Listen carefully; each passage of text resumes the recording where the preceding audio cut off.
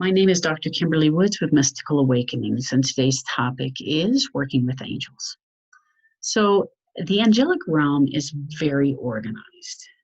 They have generals, they have uh, angels under the generals, they have particular jobs that they do, they have angels that are over marriages. They have angels that are over working with the earth. They have angels that have to do with just organization. They have angels over everything, in charge of everything.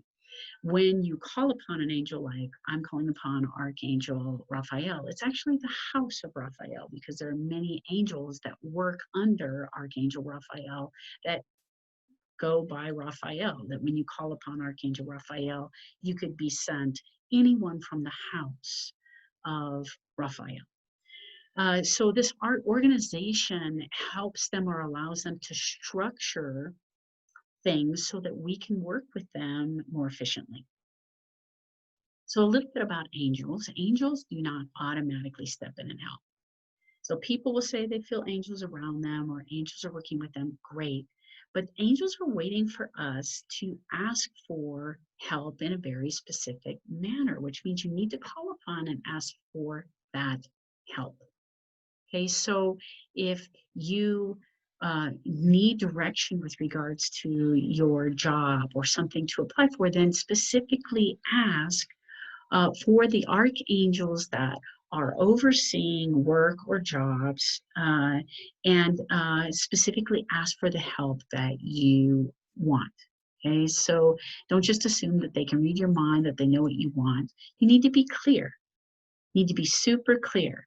Um, like sometimes when I'm working with people, they'll say, well, do I want this? And they'll say, I don't know, do you want that? They're waiting for you to know and to ask very specifically. Always ask, is it in your highest and best good? Is it in the highest and best good of others, the highest best good of the planet? These are good things to ask for, but be specific. So specifically, am I looking for um, the job that is going to help me to fulfill my life's purpose, right? So be specific. So not just any job, because, maybe it's a newspaper route, but that's not what you're looking for.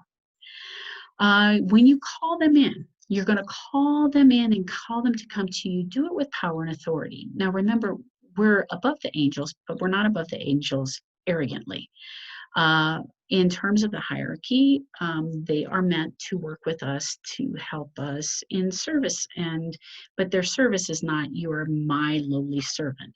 So we're not bossing them around. We're treating them with respect. We are in relationship with them, and but you are also remembering that you are God. You are in your godhood. You are in your divinity, and you're calling upon them with that authority. So let's say you're calling upon angels, or angels want to work with you and they're trying to get your attention. Hey, work with us. There are ways that they can do that. So there are many signs that angels are around. So one of them is smells. So oftentimes, archangel, they're the four cardinal angels, Archangel Michael, who represents the south and fire. He is typically associated with the smells of rosemary or oftentimes fresh baked bread. So if you're smelling that smell, it may be that Archangel Michael is around. And you can say, oh, I wonder why Archangel Michael is here, right? Fire is oftentimes associated with cutting off or cutting away that which is not needed. It's associated with transformation and transmutation. Maybe you're going through that in your own life. He's also the one who oftentimes is holding the sword, but we're thinking of it as a sword of protection, but oftentimes a sword that's cutting away the unwanted. There's Archangel Raphael, who is associated with the East, with air, with healing. His smell is typically, and not always, but eucalyptus or rose. People oftentimes will say they came into a room, it had no flowers in it, and they could smell roses. They were smelling the presence of Archangel Raphael. Archangel Haniel, connected with the north and earth, often has the smell of patchouli.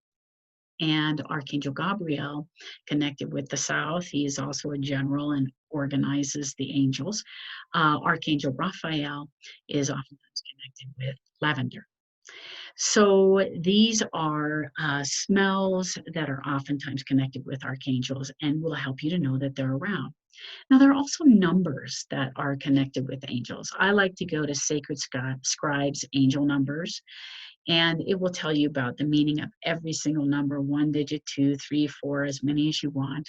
But like the digits 111, like the number one is something in particular, and when it's reinforced over and over, it could be 111, a message from your angels to be aware that your persistent thoughts and ideas are manifesting really quickly right now. And so really pay attention to what you're thinking about. So if you're thinking negative thoughts, that's going to be what you manifest. But if you're thinking creative thoughts and abundant thoughts and love thoughts and joy thoughts, that's going to be what's manifested. It also signifies that there's a gateway that's opened up for you right now, and that your thoughts will turn into reality. 222, for example, is a message of faith and trust from your angels, and to remember that nothing's happening by chance and everything's happening for a reason.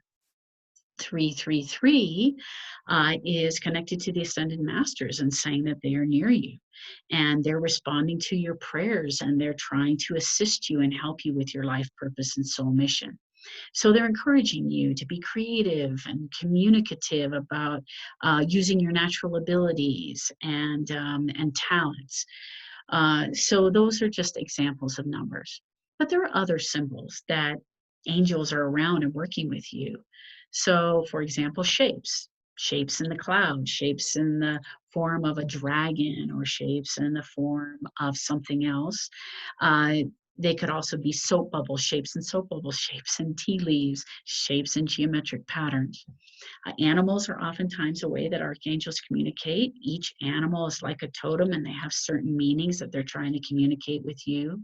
Butterflies and dragonflies, oftentimes representing a transformation and new birth.